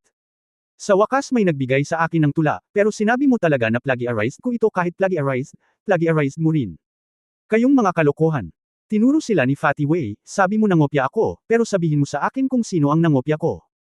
Nagkatinginan ang lahat, naramdaman na lang nila na si Fatty Wei ay hindi makakasulat ng ganoon kagandang tula. Pero hindi talaga nila alam kung sino ang nangopya niya, dahil ito ang unang beses na narinig nila ang tulang ito. Bagaman hindi namin alam kung sino ang nangungopya mo, dapat ay nangungopya ka. Itinuro ng pinuno si Fatty Wei at sinabing nanghihinayang, at ang taong ito ay isa sa dalawang tao na sa simula ay higit na nangungutya kay Fatty Wei. Kung tama ang pagkakaalala ni Jingzi, ang lalaking ito ay tinawag na kapatid na Ma, at ang isa naman ay tinawag na kapatid na Feng. Ma Shibin, kalokohan ang sinasabi mo. Galit na sinabi ni Fatty Wei, bakit mo ako inaakusahan ng plagiarism? Hindi ka kasi marunong sumulat ng ganyan kagandang tula, kaya dapat nag-plagiarize ka. Gaya ng inaasahan, sa mga oras na ito, lumabas din ang isa pang lalaki na nagngangalang Feng Daman, tumingin kay Fatty Wei ng masama at sinabing, hindi ko alam kung paano na-offend si Fatty Wei sa kanilang dalawa, para hindi sila mag-effort na pantirya siya. Kasamang Dawist Feng, ikaw. Saglit na hindi alam ni Fatty Wei ang sasabihin. Parang gusto niya itong kasuhan, at wala man lang siyang puwang para pabulaanan. Ito, Kuya Ma, tama ba? Sa oras na ito, tumayo si Jingzi. Sino? Ikaw. Anong ginagawa mo? Narinig ni Ma Shibin na nagsalita si Jingzi at maingat siyang tumingin. Kaibigan ako ni Kuya Wei. Alam mo, dayuhan lang ako.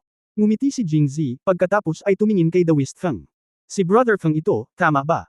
Eksakto. Nagtaas ng kilay ang kapwa Dawist na si Feng ngunit hindi masyadong nagsalita.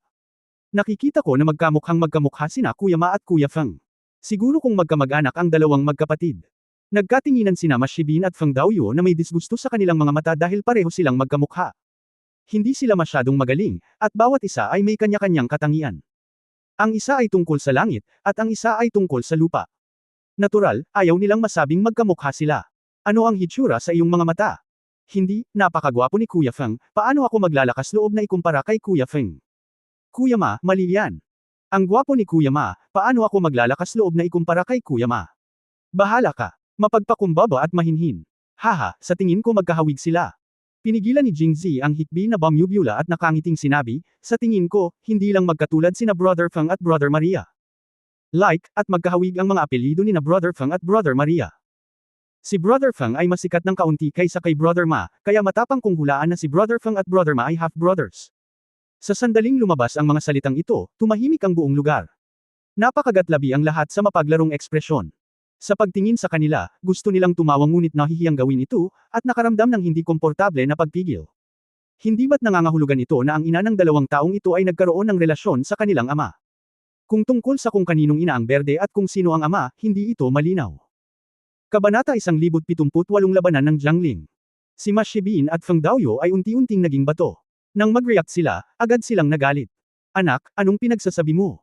Sinasabi ko ang totoo, magkamukha kayo, dapat ay magkapatid kayo. Kung patuloy kang nagsasalita ng walang kaparirikan, maniwala ka sa akin o hindi. Bubugbugin ka namin.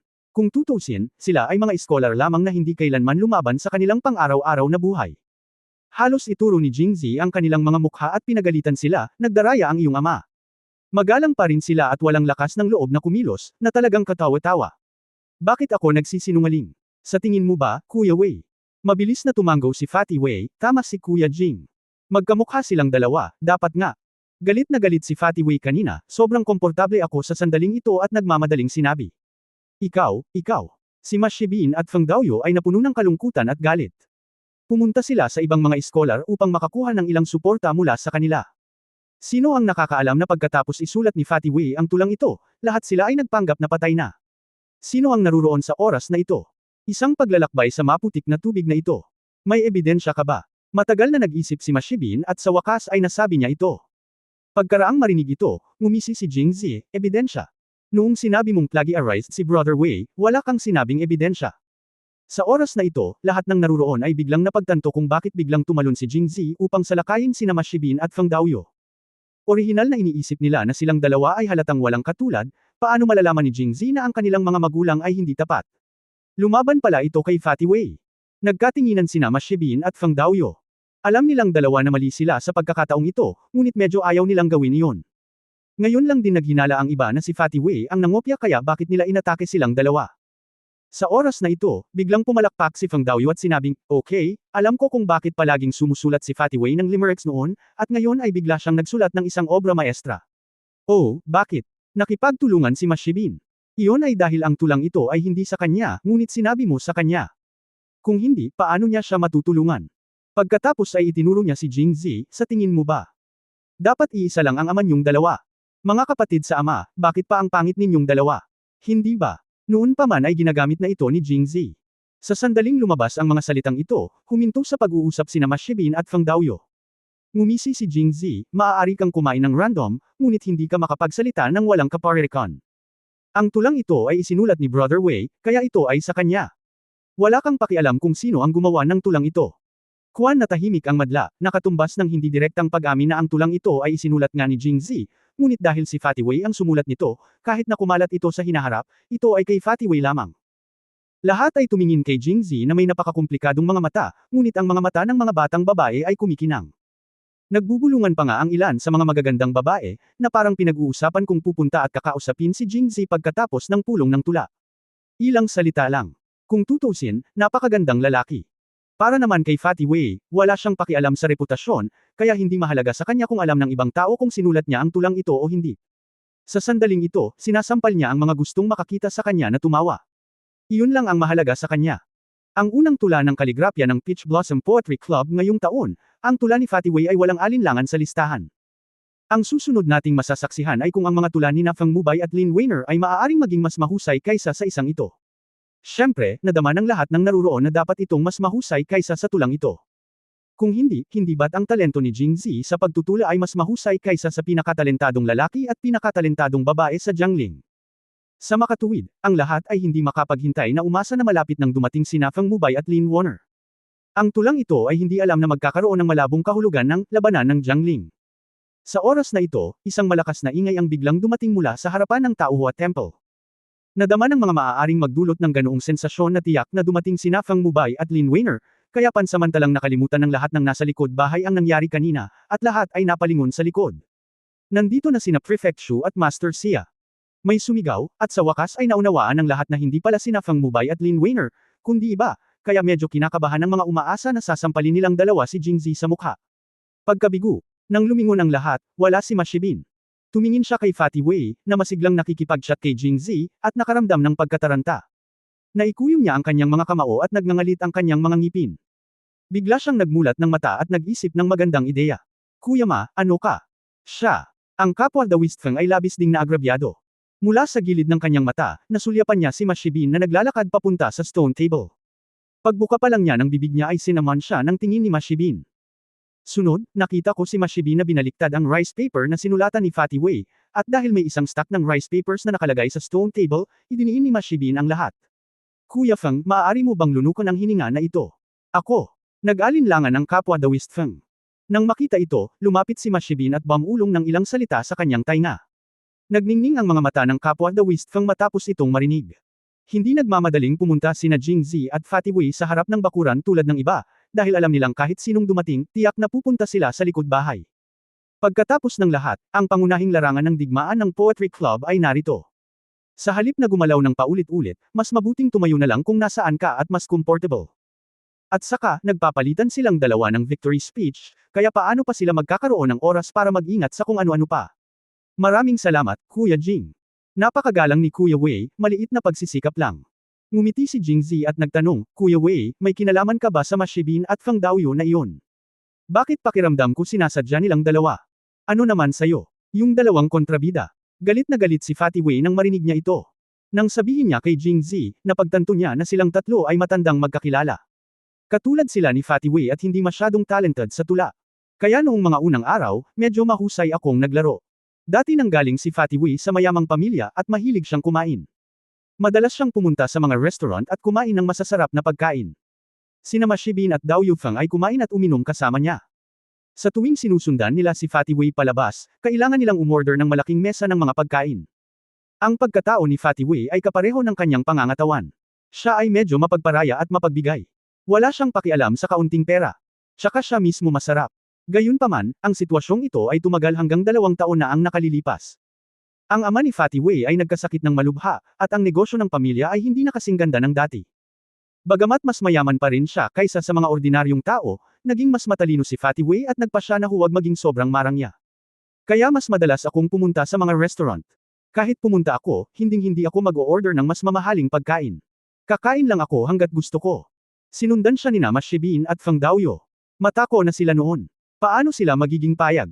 Inakala ng dalawa na sadyang kasuklam-suklam sila ni Fatty Wei, kaya nagkaroon sila ng malaking away at naging magkaaway mula noon. Kabanata 1079, pinapuna sina Sang at Wei.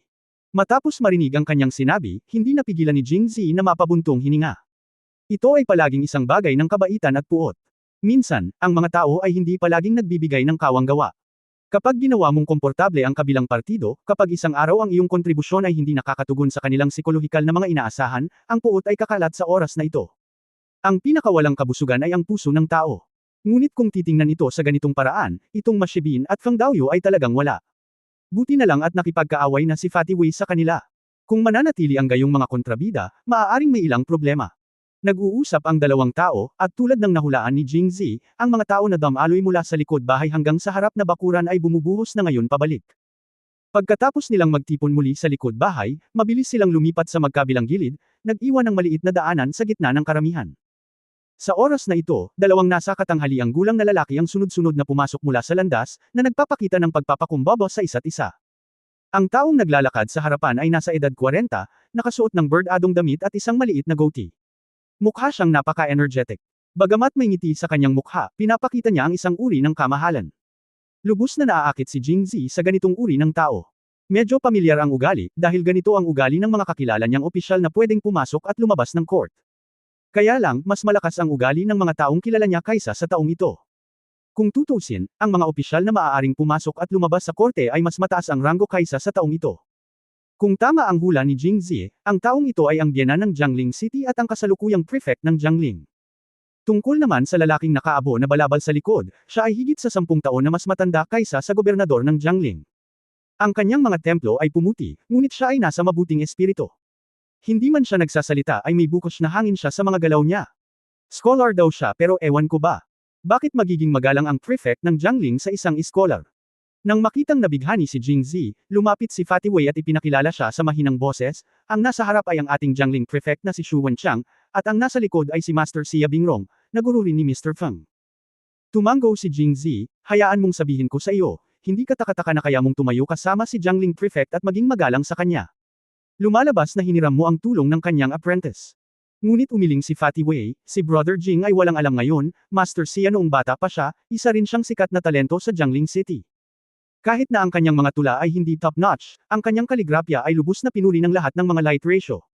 Nang dumating si Brother Jing sa Jiangling, tiyak na nakita niya ang dalawang makapangyarihang lalaki sa dingding. Ang mga malalaking karakter ay sinulat ni Master. Nang marinig ito ni Jingzi, tumango siya bilang pag-unawa at naisip na ang dalawang karakter na iyon ay isinulat ni Master Xia. Tila may dalawang brush. Ang opisyal na posisyon ng Jiangling prefect ay natatangi sa Angguo. Sa ibang mga lungsod, gaya ng Yongzhou, Rozhao, at maging ang Jingzhou, parehong mga prefect ang mga magulang, simula sa ika-4 na ranggo. Ngunit nangyari na ang mga magulang ni Jiangling ay mga prefect, at ang kanilang ranggo ay ang ika-4 na ranggo, kalahating ranggo na mas mataas kaysa sa prefect, upang ipakita ang pagkakaiba. Ang pagkakaibang ito ay maaari ring ay highlight ang impluensya ng Gangnong bilang ang pinakabinuo na sentro ng ekonomiya at kultura ng Angguo. Ito ay itinatag mula noong itatag ang Angguo at ginagamit pa rin hanggang ngayon. Habang nag-uusap silang dalawa, naglakad na sina Xu Wenchang at Xia Bingrong papunta sa stone table. Walang nakapansin na pinigilan ang tulang sinulat ni Fatty Wei kanina. Hindi pa dumarating sina Mubay at Miss Lin. Unang tanong ni Xia Bingrong. Master Hui Xia, hindi pa. May sumagot. Okay lang na maya-maya dumating si Miss Lin. Tutal babae naman si Miss Lin, pero anong nangyayari kay Mubay? Sinabi ko sa kanya kahapon na pumunta siya dito ng maaga ngayon, pero ngayon nandito na si Prefect Shu, pero hindi pa siya dumarating. Sobra hindi ka sumusunod sa rules. Galit na sabi ni Sia Bingrong. Master Sia, wala kang dapat sisihin. Alam din ni Master Sia na mahilig din ako sa tula. Nagpunta ang pamangkin na si Mubay sa mansyon ng Prefect kagabi at nakipag-usap sa akin hanggang hating gabi. Tinatayang bumalik si Mubay sa mansyon sa hating gabi. Naiintindihan na medyo late ka na dumating. Ipinaliwanag ni Gobernador Shu para kay Fang Mubay. Nakinig si Sia Bingrong at tumango, oh, ayan. Hayaan mong sabihin ko sa iyo, si Mubay ang kadalasang pinakadisiplinado na tao. Magaling siyang tutor. Hindi siya dapat malate nang walang dahilan. Makinig ka. Matapos mag-usap ang dalawang tao, nagsimulang magreklamo si Jingzi sa mahinang boses. Medyo hindi makatwiran si Master Sia.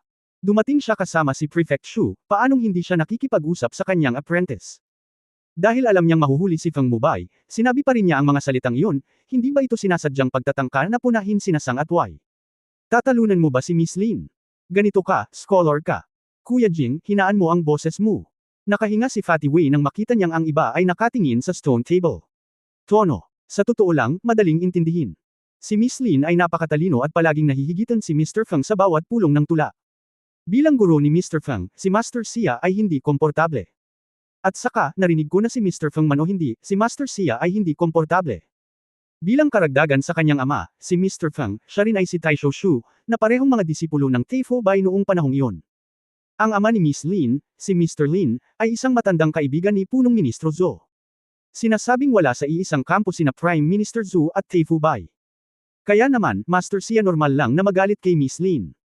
Pinaikit ni Jingzi ang kanyang mga mata matapos marinig ang paliwanag ni Fatty Wei. Good guy, galing pala sa Xianguang faction ang governor ng Jiangling. Hindi nakakagulat na sinabi ni Emperor An na ito ang pinakamahirap na pumunta sa Jiangling upang magbukas ng sangay ng pahayagan. Bilang karagdagan sa xenophobia ng Jiangling Literati, natatakot ako na marami itong kinalaman dito. Isipin na lang kung hindi susuportahan ng mga magulang at opisyal sa Jiangling City ang trabaho ni Jingzi, napakahirap magbukas ng sangay ng pahayagan. Kahit nabuksan ang sangay, magiging mahirap din itong gumana ng maayos. Tila na pagkatapos maranasan ng isang makalangit na simula sa Kunlun County, babalik ito sa isang mala-impyernong mode ng pagsisimula pagkatapos makarating sa Jiangling.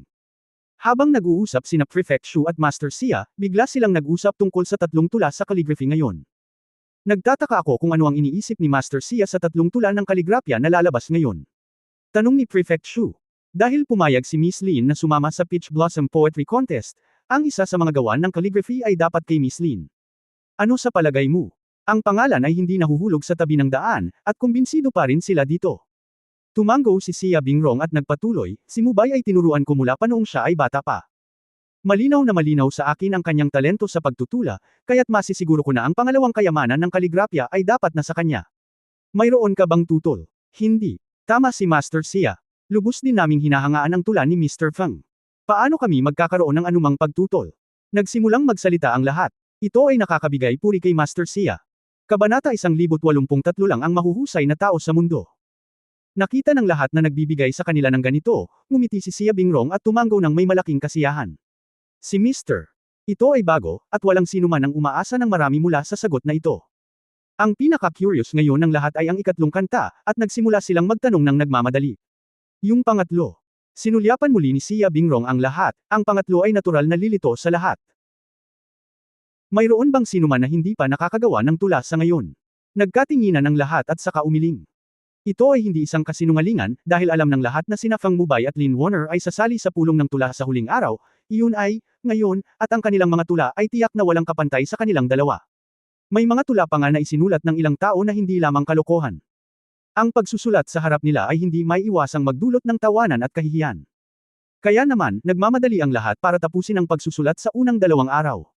Oh, ngayong tapos na ang lahat sa pagsusulat, dapat alam mo na rin ang pinakasikat na mga tula, di ba? Para sa pangatlong tula ng kaligrapya, piliin ito.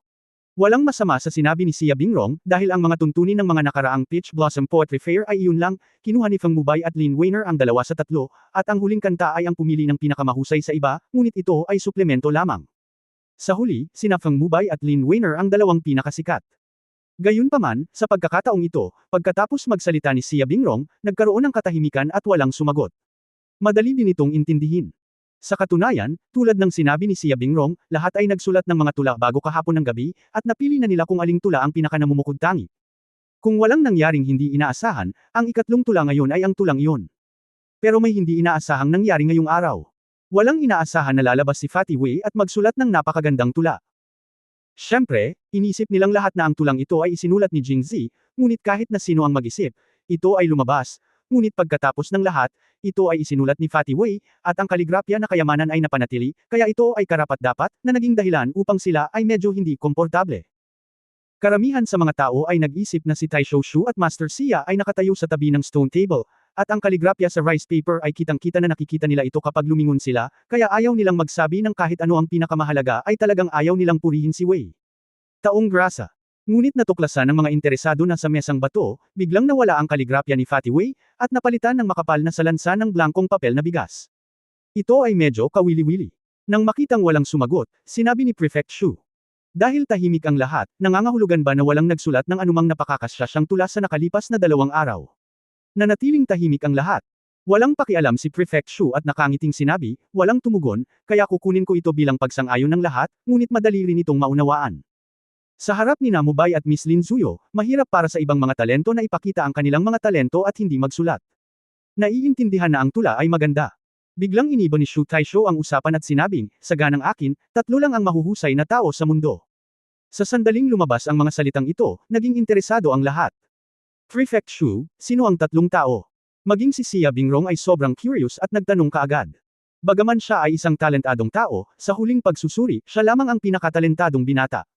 Hindi ito limitado sa kasarian, kaya dapat isa na si Miss Lin. Ano sa palagay mo? Tumanggo ang lahat. Sa paglipas ng mga taon, nanalo si Lin Warner sa patimpalak ng tula. Siya ay nagkaroon ng hindi mabilang na mga unang pwesto, ngunit hindi siya kailanman nanalo ng pangalawang pwesto ni minsan sa kanyang karera sa Poetry Club, na sapat na upang ipakita kung gaano siya kalakas, kaya lahat ay kumbinsido kay Lin Warner. Ngumiti si Shu Taisho at tumango, at nagpatuloy, para sa pangalawang tao, ang una kong rekomendasyon ay si Feng Mubay, Mr. Feng. Ang sagot na ito ay masasabi lamang na medyo malayo. Pagkatapos ng lahat, ang mundo ay masyadong malaki, at sa Jiangling City, si Feng Mubay ay pinigilan ni Lin Warner sa loob ng maraming taon. Kung ikukumpara sa mga mahuhusay na tao mula sa ibang lugar, hindi niya alam kung ano ang mangyayari, kaya inaabangan ng lahat ang paliwanag ni Gobernador Shu. Kahit na malaki ang mundo, ngunit pagdating sa kung aling lungsod ang may pinakamaraming literati, ang ating Jiangling City ang dapat mauna, ano sa palagay mo? Oo. Walang duda tungkol dito, ang Jiangling City ang dapat ang mauna. Kaya, ang kabuuang bilang ng mga literati sa ibang lugar ay maaaring hindi kasing dami sa atin sa Jiangling. Kung gayon ang kalidad ng mga talento sa ibang mga lugar ay tiyak na hindi kasing ganda ng Jiangling. Kahit na sila ay tinatawag na numero 1 talento sa lokal na lugar, sila ay pinili lamang ng mga duwende. Siya ay matangkad lamang. Kung siya ay inilagay sa ating Jiangling City, maaaring hindi siya kasing husay mo. Tama si Prefect Shu. Ang mga mahuhusay na tao ni Jiangling ay hindi lamang para sa wala. Kung hindi sila pumunta sa Jiangling, halika, ipaalam sa kanila kung ano ang ibig sabihin ng pagiging isang talentadong tao. Agad na pinasiklab ni Gobernador Shu ang lokal na pagmamalaki ng lahat.